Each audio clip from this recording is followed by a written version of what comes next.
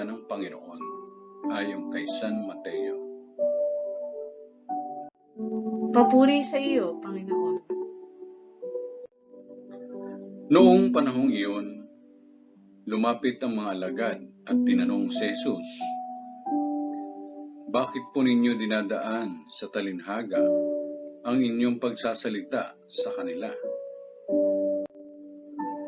Sumagot siya, "Ipinagkaloob sa inyo na malaman ang mga lihim tungkol sa paghahari ng Diyos, ngunit hindi ito pinagkaloob sa kanila, sapagkat ang mayroon ay bibigyan pa at mananagana, ngunit ang wala, kahit ang kakunting nasa kanya, ay kukunin pa.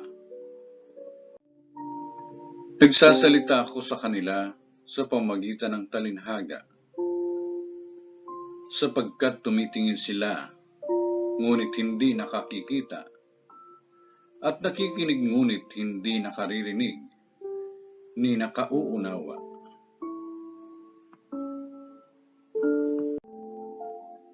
Natutupad nga sa kanila ang hula ni Isaias na nagsasabi, "Makinig man kayo ng makinig, hindi kayo makauunawa. At tumingin man kayo ng tumingin, hindi kayo makakikita. Sapagkat naging mapurol ang isip ng mga ito. Mahirap makarinig ang kanilang mga tenga, at ipinikit nila ang kanilang mga mata.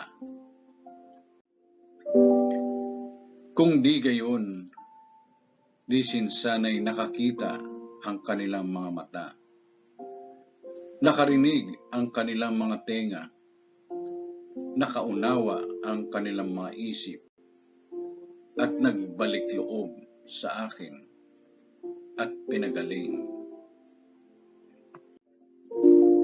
Sabi ng Panginoon, "Mapalad kayo, sapagkat nakakikita ang inyong mga mata at nakaririnig ang inyong mga tenga.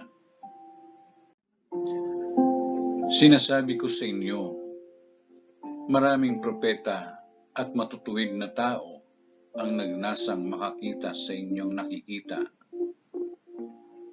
Ngunit hindi ito nakita at makarinig sa inyong naririnig. Ngunit hindi ito napakinggan." Ang mabuting balita ng Panginoon. Pinupuri ka namin, Panginoong Hesukristo.